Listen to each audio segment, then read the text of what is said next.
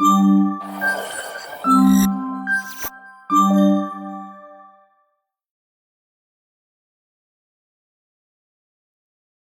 everyone, and welcome to this session. My name is James Omitiran. I'm a senior software engineer working on the Windows Protocol Test Suites at Microsoft. I'm a brown-skinned African male wearing glasses and a dark blue sweatshirt. In this session, I'll give a general overview of the Windows Protocol Test Suite and a more specific overview of the File Server Test Suite. We will then look at what's new in the File Server Test Suite, how to get set up for testing over the next few days, and go through a brief demonstration of how to test your implementation using our Protocol Test Manager service, which is a graphical interface we have created for a more interactive testing experience. The File Server Protocol Test Suite is a part of it.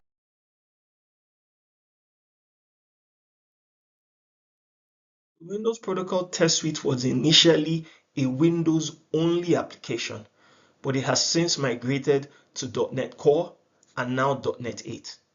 It's a fully cross-platform application available on all platforms that support .NET. The test suite can be thought of as a layered application.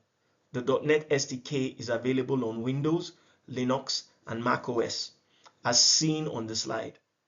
The Protocol Test Framework and Proto SDK are built using the .NET SDK. The various test suites such as File Server, RDP, and others are built on top of these, and we finally have the Protocol Test Manager implementations, that's the PTM service and the PTM CLI, which provide alternate ways to execute the test suites.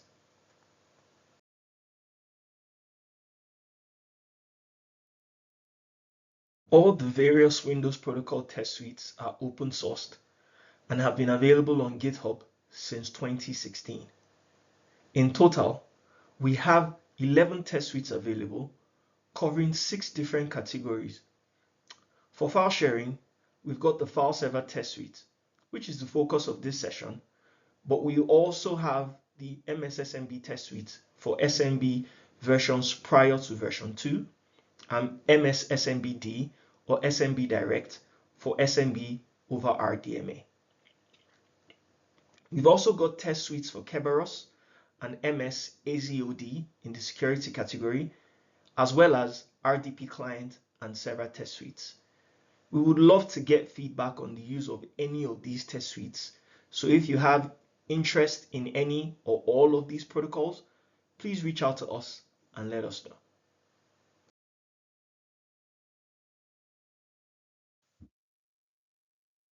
And here are the links and the QR codes to the test suites on GitHub. This is showing both the Windows Protocol Test Suite and the Protocol Test Framework. I'll pause for a few seconds so that anyone who wants to scan or get a picture of these can do so.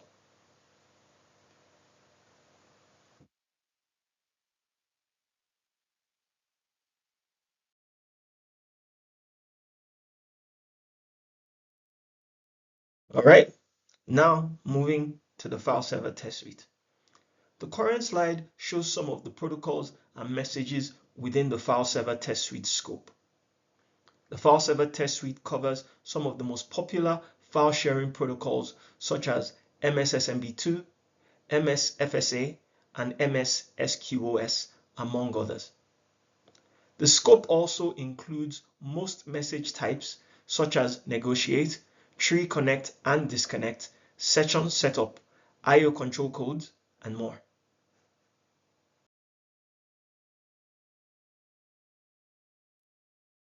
The available features for the File Server Test Suite today includes support for SMB2 dialects between 2.002 and 3.11, as well as messages within the features shown on the screen. Please note that this is not an exhaustive list of the message types that are currently covered within the File Server Test Suite.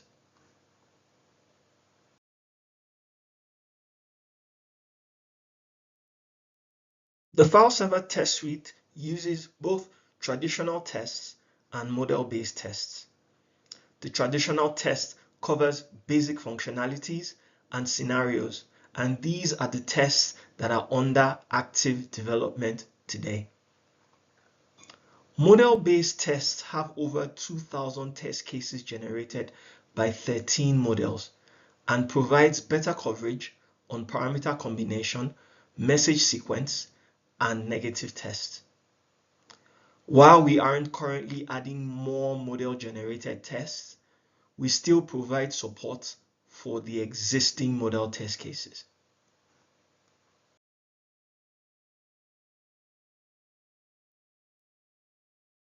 Here is the basic infrastructure needed to run the file server test suite. We need a driver computer, which acts like a synthetic client to test against the SUT. This SUT, which is also known as System Under Test, is a file server that can be on Windows, Linux, Mac OS, or any other implementation. The underlying connection can be over TCP or QUIC. The file server test suite is developed on top of the protocol test framework, which itself is based on Visual Studio Unit Test. The protocol test framework provides functionalities like configuration, adapter, logging, and network capture. The file server test suite itself is composed of the Proto SDK, protocol adapters, and test cases. The test cases are run against the system under test, and in some cases, where the test case requires some specific behavior on the SUT, there is an SUT control adapter that can trigger actions to control the status and configurations of the system under test.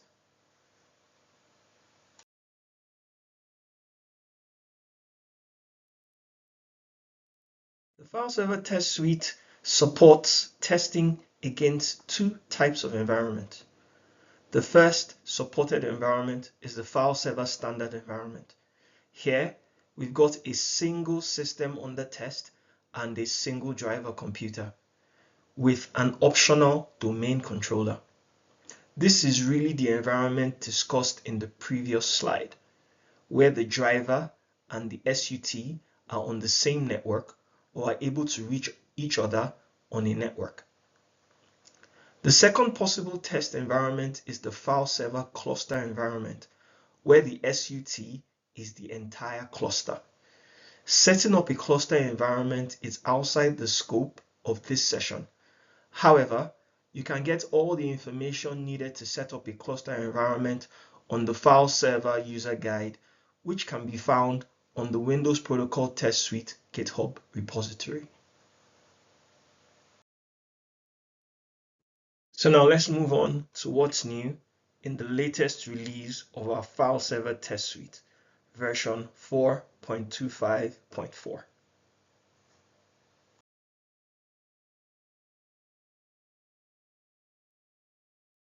The latest release of the file server test suite is version 4.25.4, as mentioned earlier. It is currently available on GitHub at the URL on the slide. For this release, we added a few new test cases, added support for Windows 11 and Windows Server 2025, and worked on a few bug fixes.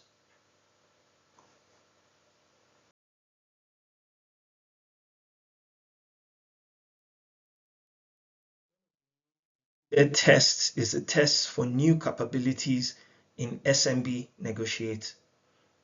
This test targets Windows 11 and Windows Server 2022, 23H2 and above. The algorithm is described in the MS SMB2 technical documentation available at learn.microsoft.com.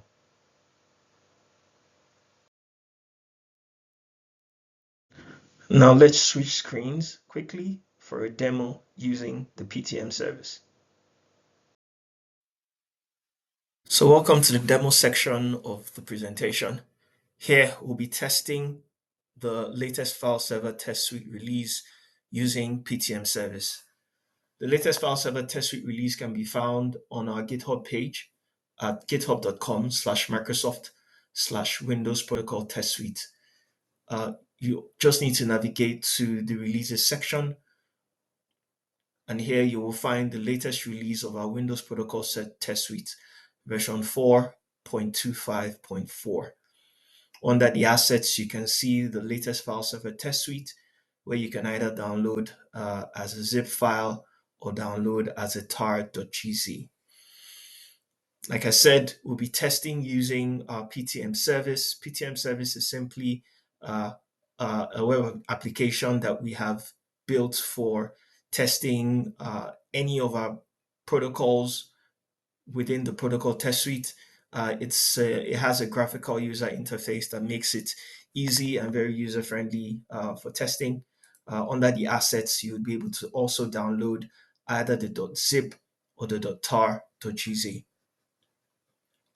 I've already downloaded copies of the new and the latest file server test suite, and also of the latest version of the protocol test manager service that we have. I'll be referring to the protocol test manager service going forward as a PTM service. All right, so we head over to our desktop, and I have already extracted the PTM service to the desktop. And all we need to do now is to install PTM service.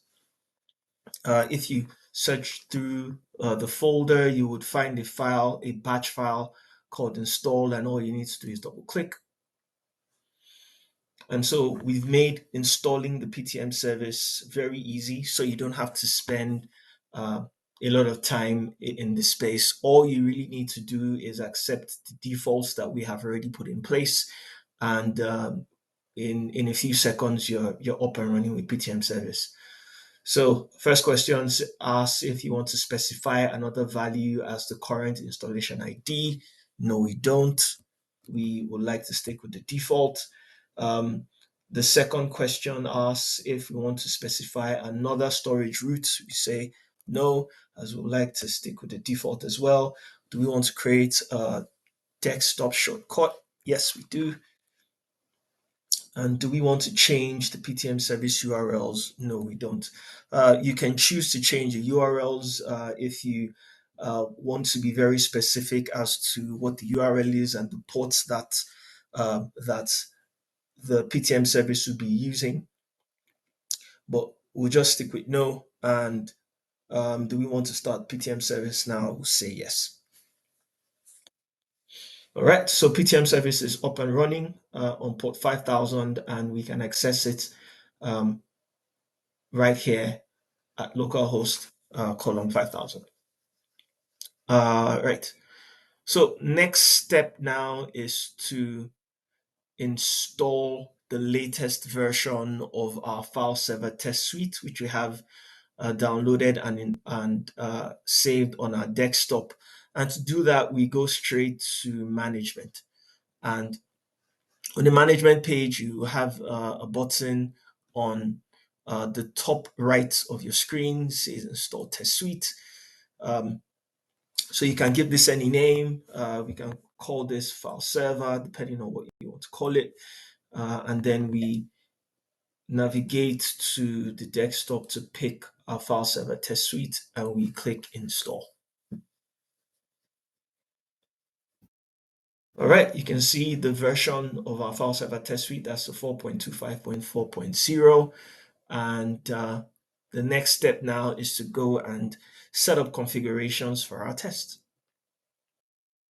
So before we do that, I think it's good to note that you can have multiple versions of the test suites installed. Not only the latest version, if there are very specific things that you're still testing, maybe from an older version on an older operating system version, then you can have those installed here and you can run those tests based on different configurations as well, as we'll see. Okay, so the next step here is to run the test suite. We can see the test suite that we installed, and next step is to click select. This first screen is a simple introduction to the file server protocol uh, test suite family. There is also a handy deployment guide here, which shows a setup of the test environment for both the domain environment and the workgroup environment. It's good to state at this point that there is also the cluster environment, which you can set up for testing. However, it is beyond the scope of this demo.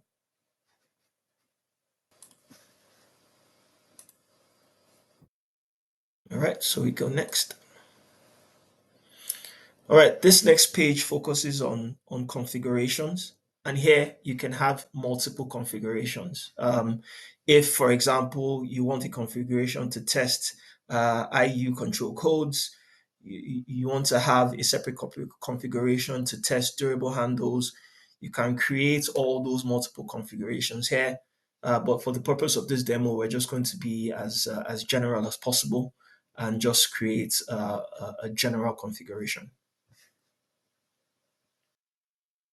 All right, so let's call this the new configuration.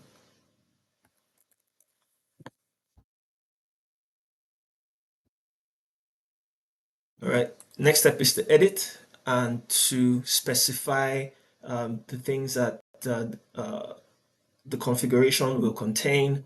And there are three options in this part of the application. The first option is the run auto detection.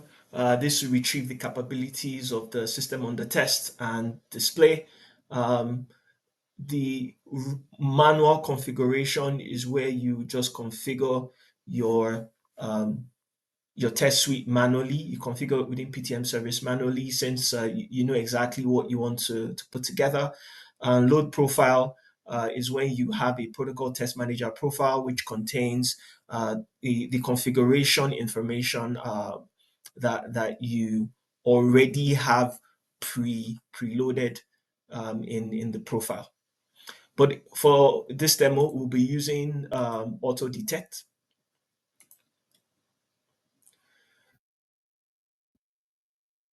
All right, so here we have our target folder for our basic share. Um, Basically, we're just supposed to replace this node default name with either the name of our SUT or the IP address of our SUT. Here we'll be replacing it with the IP address of our SUT. Uh, like I said, the cluster environment is not what we're testing here, so we can remove that. Um, we're also not using a domain environment, so we can remove that too. Our current username is IOLab, um, and password is the same. And for the authentication, we'll be using negotiate. All right, so we hit detect,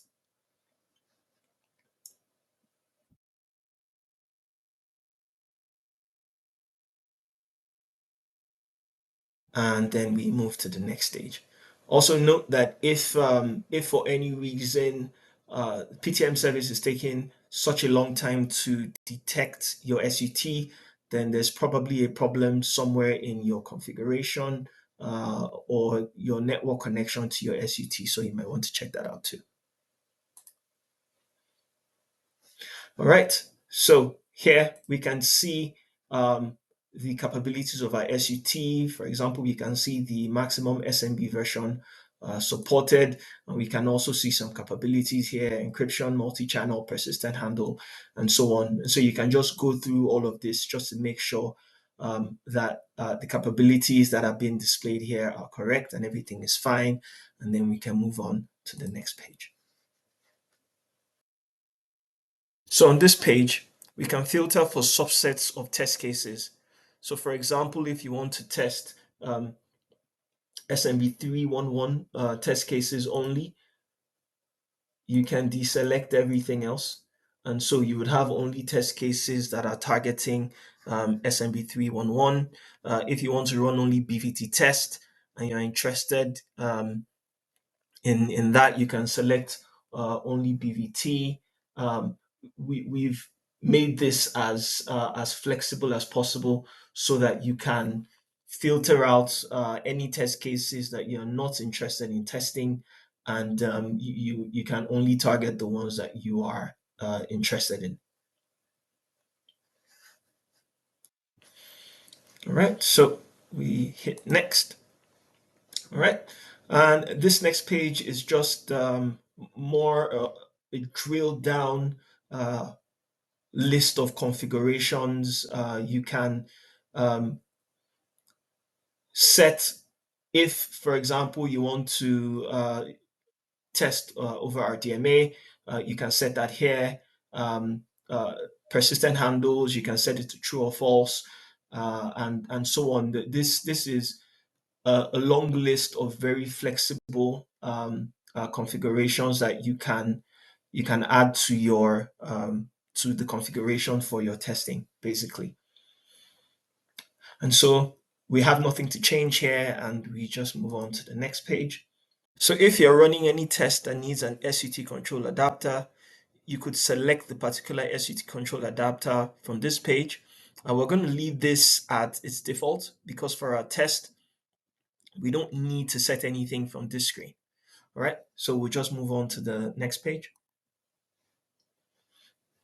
And so on this page, you can also further pre-filter the test that you're going to run. You can either choose to run all test cases, or you can pick the test cases that you are interested in running. We can just pick a few test cases here.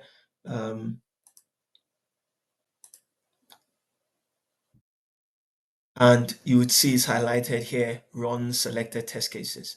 For the purpose of this demo, we're just going to pick a few test cases so that we could just see it run quickly and return results.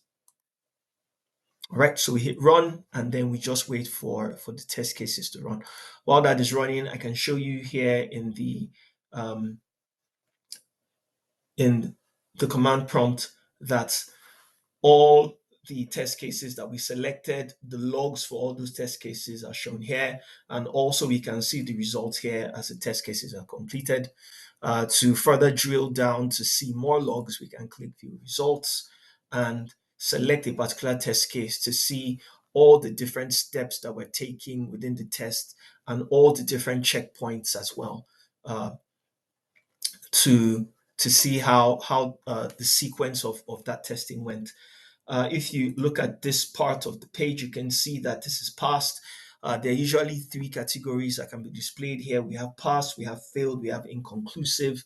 Of course, passed is if the test passed, failed is if the test failed, and inconclusive is what we use whenever maybe a particular test is targeting a more recent version, or it's a feature that we're testing in a more recent version and it's not available in an older version. You would usually see it flagged as inconclusive here.